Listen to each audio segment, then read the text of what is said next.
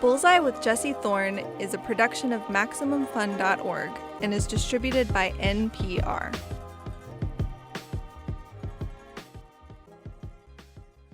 It's Bullseye.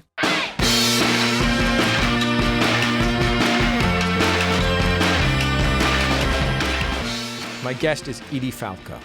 Edie is a brilliant actor. She graduated from SUNY Purchase's acting school alongside Ving Rhames and Stanley Tucci in the 1980s. And at first, work was steady but slow. She had bit parts in movies here and there, recurring roles on Oz, Homicide, Law & Order. It was over a decade into her acting career before she got her breakout role, The Sopranos, HBO's classic mob drama.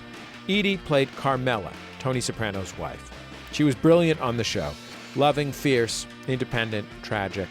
She subverted the mob wife archetypes, too. Above anything else, Carmela wanted a normal life. She wanted her kids to go to a good school. She wanted her husband to show up for dinner. Less Hell's Kitchen, more Essex County, New Jersey. When we chatted back in 2018, we talked about Edie's film Outside In. Edie plays Carol, a high school English teacher. She's married and she has a daughter. In the film, Carol becomes pen pals with a former student named Chris, who's in jail on a 20-year sentence. Chris is played by Jay Duplass. The two become close and they start confiding in each other. After he gets out, things get complicated. Chris finds her outside a restaurant, they hug, and he gives her a portrait he made of her while he was in prison. In this scene, Carol goes over the encounter with a colleague in the teacher's lounge. Look at you. You're looking a little windblown. What are you talking about? What was that devious little smile? What devious little smile? I just, I had a nice weekend is all. Something is happening with you, and I don't know what it is, and I need to know, Carol. Well, it's just, I think Chris has like a little crush on me. Oh, my God, that's hot. No, but wait, I'm worried that it's going to affect his re-entry, you know? No pun intended. Oh. Anyway. So? What? How do you feel about him? It's Chris. He's great, but he was my student. Of course I'm fond of him. 20 years, you can't help but get close, But I don't know. Anyway, I'm married. Edie Falco, welcome to Bullseye. I'm so happy to have you on the show. I'm happy to be here. Are you at a point in your career where you're considering roles other than really interesting mom? Where I'm considering roles other than really interesting mom, like somebody that's typing something into a console, like a computer console or something. Right. I feel like you're America's greatest, very complicated mom. I do the stuff that comes across my desk. If I had a desk. So these are the things that are written about women of a certain age, and it's nice when there are other characteristics involved as well, but it isn't always the case, I have to tell you. This movie is about a woman who is in middle-aged with a teenage kid. And I think she realizes that she has not made a lot of choices for herself. Mm-hmm. That she's had extraordinarily narrow horizons. Mm-hmm. And also maybe that she's kind of lonely. Mm-hmm. You've had an extraordinarily successful career that in some ways kind of kicked off as you were just about to enter middle age when you were already in your 30s. Mm-hmm. But I wonder how you feel about being in that time in your life. I don't know. It's so funny. I've had so many people ask me about being of a certain age. And it's funny, it's only when people say that I remember that I am of this certain age. You know what I mean? I was always sort of an awkward kid. And I just feel in a lot of ways that I finally hit my stride. The reality is it has gotten, in every single way, my life has gotten better by the decade. you know? The experience of being a human, a woman, an actress has gotten richer and fuller as I've gotten older. And older in my definition of that word, which just means, you know, I have more years behind me than I used to. But so I don't know. I'm thrilled. I don't know. I love it. I think my opportunities are far greater. I'm also in an industry that is also coming into its own insofar as roles for women and the kinds of characters that people like to watch. I don't know. The timing has all been perfect for my taste. Did you think that you were going to have a career when you were, you know, in your late 20s and you were working as an actress very intermittently? Or did you go to bed at night a lot thinking, I might have to think of another plan for my life? My mom was an actress when I was little. She did community theater, and that's how this whole thing started for me, is I used to go with her and watch every rehearsal, every performance. I was completely caught up in the excitement of this weird thing she did in the evenings and on the weekends. But she had a real job, you know, during the day.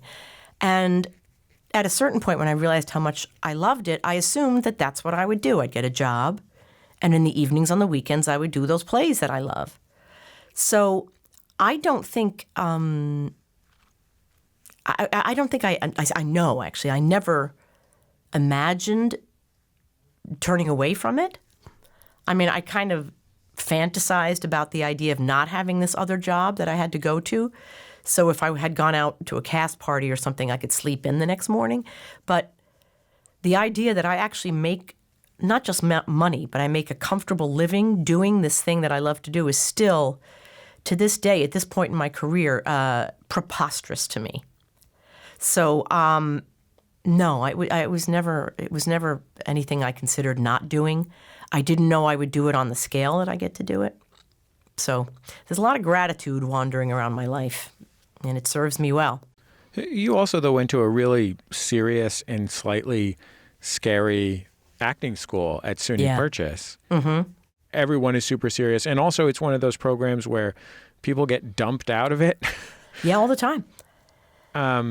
So you must have, in other words, I don't think that I don't think that anyone would go through that in order to do community theater on the weekends. Mm-hmm.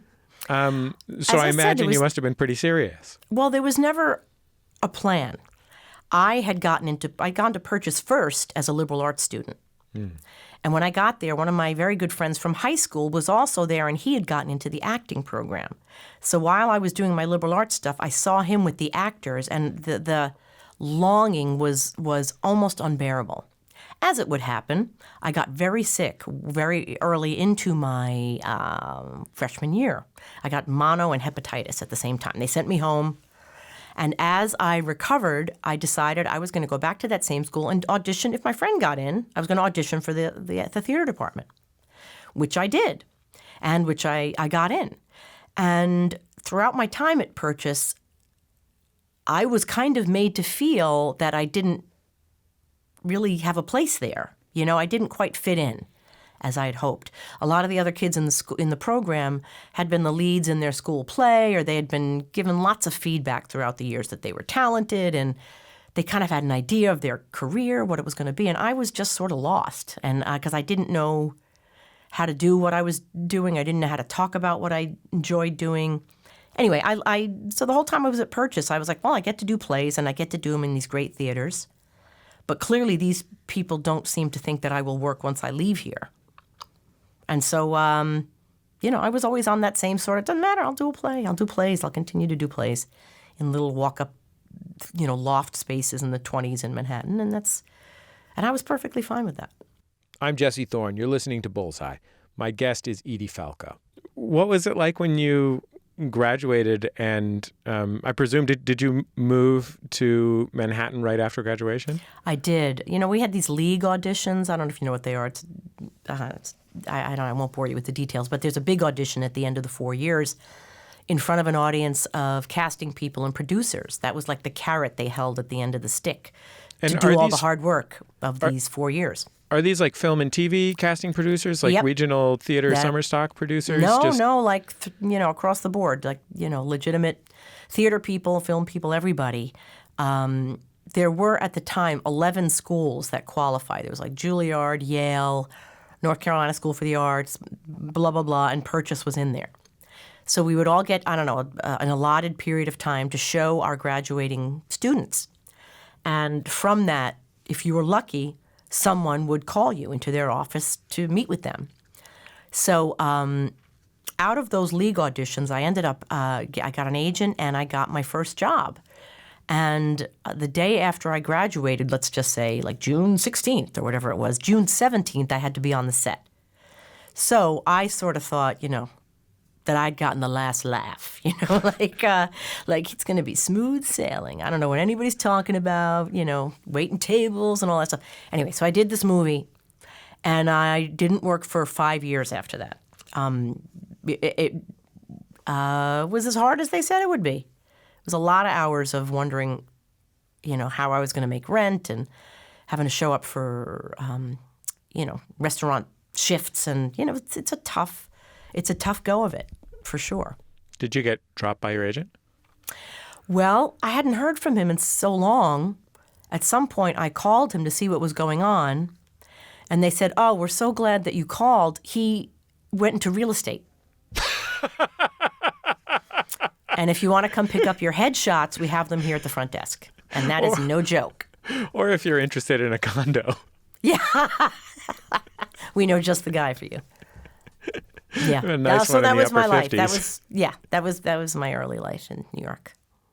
How did you get the audition for The Sopranos?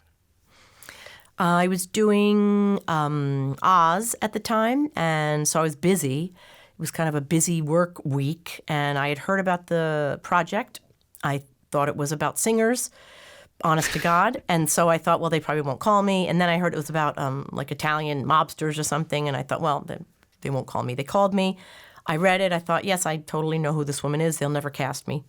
They'll cast one of those girls that like Annabella Shore or Marissa Tomei. Like they sort of had that Italian street looking kind of thing, more stereotypically Italian looking. And that had been my experience, that casting people weren't traveling much outside of what was expected. So yeah, I went in, did the audition, and I left, and it was fun. I went back to Oz, and then I think either that night or the next day or something, they called and said I got it. Crazy, crazy, crazy times. What was it like when they called and said you got it, given that you thought you were just kind of going in there as an exercise? Well, I was shocked. I was thrilled because one of the things they told me early on was the money, which was trying to think of where that would fit in these days. It wasn't a ton of money, but for me it meant I could move out of my walk-up apartment and I could pay back my student loans, and that was beyond my wildest dreams, truly, well beyond anything I could expect for myself. So, but Sopranos was just a pilot at that point. It was just yet another pilot that was going to be made, and then you wait around, will anything happen with it? And I'd been through that ringer a few times already. So, it was great, and I was thrilled to be able to pay off a bunch of things, but we shot the pilot. It was really fun. And then David Chase said, well, this has been really great, but no one's ever going to watch this, so I wish you guys the best or whatever. And we all went our separate ways. So, this was before Sopranos became what it ended up becoming. You certainly can never know when you walk into those things. More Bullseye after a quick break. When we come back, she'll tell me about her home run appearance on 30 Rock and why she doesn't know if she can do comedy ever again. It's Bullseye from MaximumFun.org and NPR. Support for this podcast and the following message comes from Babbel. Have you always wanted to speak a new language? Whether it's for travel, work, or brain training, Babbel's 10 to 15-minute lessons will get you speaking confidently in your new language. Choose from Spanish, French, and more. You'll learn through real-life dialogues, speech recognition, and interactive trainers. And Babbel's spaced repetition method actually makes you remember what you've learned. Download the app or go to Babbel, Babbel.com to try Babbel for free.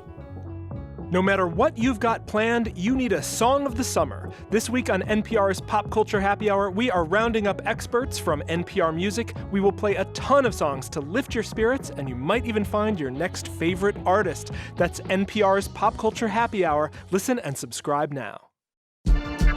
I listen to Reading Glasses because Bria and Mallory have great tips. You're a comics reader and you want to use a library-connected app. You can try out Hoopla. I listen for the author interviews.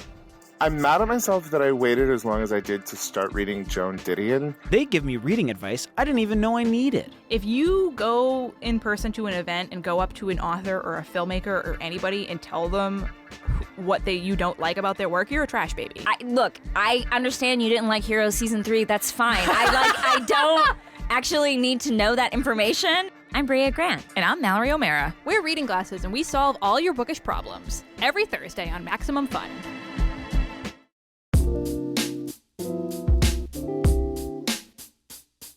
It's Bullseye. I'm Jesse Thorn. Here with me now, the actress Edie Falco. Along with Jay Duplass, she stars in the film Outside In, which you can stream now. Did you have, right from the start, the kind of physical armor that your character Carmela wore on the show, the shoes and the nails and the hair? Oh, God, no. Not at all. And that's one of the things I loved, is it was so far from myself. And in the beginning, I think when I auditioned for it, I had a tan because it was summer. So they were like, we love that. Let's keep the tan. And I thought, oh, for God's sake, how do you keep a tan? So I went to like tanning salons for a while. And then I started getting that orange crap and rubbing it on my body, as well as the hair, the nails, the makeup, the, jewelry, all of it. It got to be too much, so I slowly just started making her less tan, and nobody ever said anything. But also, you never know that the damn thing's going to go for 10 years. So what was fun in the beginning, gluing fingernails on every day, became like, holy crap, really? But the whole thing became so second nature that I could do it in my sleep. So Did you take them off at the end of every day? Yeah, well, at first I didn't. I had them, whatever you call that, permanently put on, glued. And I had a little cabin upstate that I went to with some friends, and I was outside chopping wood with these friggin' phenomenally long, because that's the person I am. I'm in my jeans and my T-shirt and a baseball cap and these nails. So anyway, we decided to glue them on every day. I glue them on, and I'd snap them off every day, and it was, it was a chore. But I wouldn't change 5 minutes of it. Was there a point where you realized, oh, this isn't just the best job I've ever had. This is changing the face of cultural history? No. And I still struggle with that now, I've never able to stand on the outside and see what this means to the rest of the world. It was never an issue before, but I've mentioned that one of my good friends is Aida Turturro, who played Janice on the show, and she and I both decided to say, so now that we're 20 years away from the pilot, I guess, I want to know what everybody's been talking about, So we sat down to watch it. We were going to try to watch it from beginning to end, each thing. And we didn't get very far. We got 4 episodes into the first season, and we realized we couldn't do it. It was just too much. It was too emotionally fraught, We were also young, and we remember how nervous we were in the beginning. Do we know what we're doing? And anyway, so I'm not very good at knowing the perspective that other people might have on that show, or of anything that I've been involved in. I'm too close to it still. Let's hear a scene from The Sopranos with my guest, Edie Falco, who played Carmela Soprano, who was the wife of James Gandolfini's Tony Soprano. And there's a clip where she is confronting Tony about the affairs that he's been having, but she's also revealing that she has been having an emotional affair with someone who works for Tony. Can I tell you something, Tony? Don't pretend like I got a choice. The last year, I have been dreaming and fantasizing and in love with Furio. What? Every morning when he'd come to pick you up, I would look forward to it all night long in bed, next to you. Those nights when you were actually in the bed. And he would ring the doorbell. I felt like my heart would come out of my chest. He would smile, and we'd talk, and then you would come down the stairs. And I felt probably like someone who is terminally ill, and somehow they manage to forget it for a minute. And then it all comes back.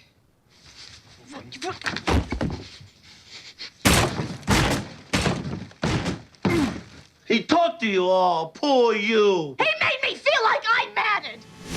That's him punching a hole through the wall. I remember. That scared me a little. You mean to hear it now or at the time? No, well, you know what? It is surprisingly difficult to hear Jim's voice. I was very surprised. No, when we rehearsed it, he didn't punch a hole in the wall. But the cameras rolled and Jimmy did other things, and I loved that. One of the many things I loved about working with him. I mean, I can imagine that being scary, not least because, you know, he has a kind of beautiful, kind vibe that comes through in his body. But his body is also like, he's just like a big dude. Mm-hmm. And so to see him be violent is terrifying for that reason, that you realize that you have been, you know, you're enthralled to, you know, the twinkle in his eyes. Mm-hmm. And he's punching a hole through the wall. Yes, he was a volatile individual, not personally, certainly not towards me. I mean,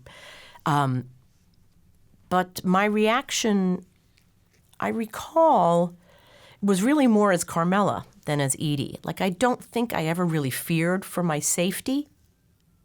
But I don't know. I think that, you know, it's such a long time ago, and the truth is I don't remember a single one of those lines. I thought, oh, my God, what the hell is this?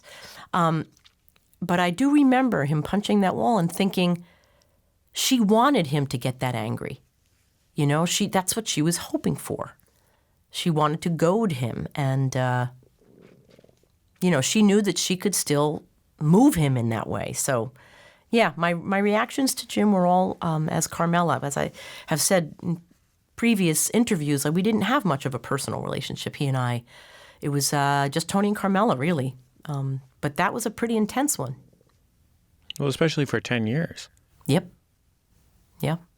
You're listening to Bullseye. I'm Jesse Thorn. I'm talking with the actress Edie Falco. I thought you were so wonderful on 30 Rock, which is one of my favorite television shows of all time. And Thank you. I have to say that a lot of brilliant actors and actresses appeared on 30 Rock in guest roles. And not all of them were wonderful on the show. You know, some people were hard pressed to keep up. Mm-hmm. And you were so elegant and hilarious in your role as a liberal congresswoman who has a romance with Alec Baldwin's conservative TV executive character, Jack Donaghy. Right. And it made me think, gosh, if anybody could ever be in like a new Larry Sanders show, which is basically my holy grail of television programs. All I ever want is for people to make, not the show business part. I mean, I'm fine with the show business part, but like just a show that truly is a comedy, but is completely driven by feelings, like real human feelings. Yes.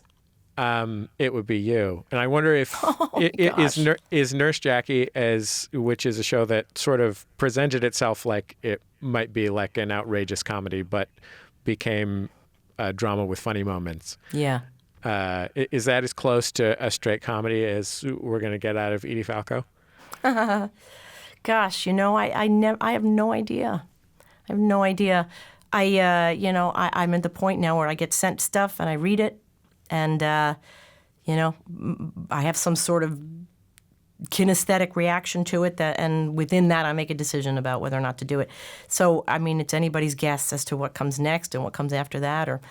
But I will tell you how nice it is to have you say that about the 30 Rock thing, because to this day, it is one of those things I sort of tiptoed away from, like, all right, you wanted to do it and you did it. Just go home, go back to the stuff you do well, and leave it alone. I felt so out of my element. It was so clear that this was a whole set of muscles I either was not born with or they were dormant.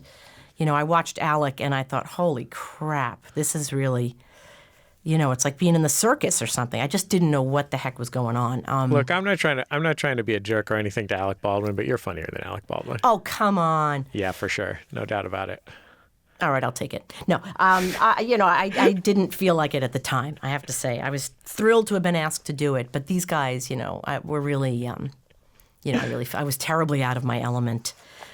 Edie Falco, thank you so much for taking all this time to talk to me. I sure appreciate it. It was really nice. It was a pleasure, for sure.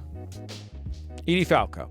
Outside In is available to rent or buy on pretty much every platform. Make sure to check it out.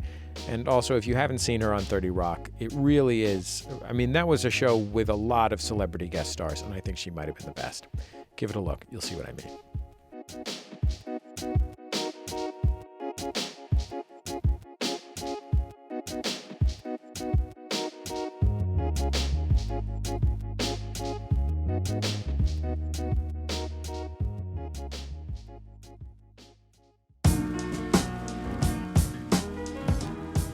We've come to the end of another episode of Bullseye. Our show is recorded at MaximumFun.org World Headquarters, overlooking MacArthur Park in beautiful Los Angeles, California, where this week our producer, Raghu, noticed that the great city of Los Angeles laid down a new 20-foot patch of grass, which is nice. There are some parts of the park that have nice fresh grass and some where there is none grass. So, 20 feet of grass, that's progress. The show is produced by Speaking Into Microphones. Our producer is Kevin Ferguson. He's away taking care of a new baby. Raghu Manavalan stepped in for him this week. Jesus Ambrosio is our associate producer over here, showing Raghu how to work the mixing board, I think. We get help sometimes from Casey O'Brien. Our production fellow is Jordan Cowling. She's killing it on Twitter lately. You can follow her on Twitter at CinnamonLaFemme. If you make a habit of following the employees of your favorite public radio programs on Twitter, I recommend that one. Our interstitial music is by DJ W. Our friend Dan Wally, our thanks to him. Our theme song is Huddle Formation by the Go Team, thanks to them and their label Memphis Industries, as always. And before you go, there are decades of this program available to you to listen to. All of those interviews are at MaximumFun.org. The past few years' worth are on YouTube. Just search for Bullseye with Jesse Thorn on YouTube. We're also on Twitter and Facebook, facebook.com/Bullseye with Jesse Thorn. And Twitter, we are at Bullseye. And those are all great places to listen to our program. Or you can just listen in your favorite podcast app. And I guess that's about it. Just remember, all great radio hosts have a signature sign-off. Bullseye with Jesse Thorn is a production of MaximumFun.org and is distributed by NPR.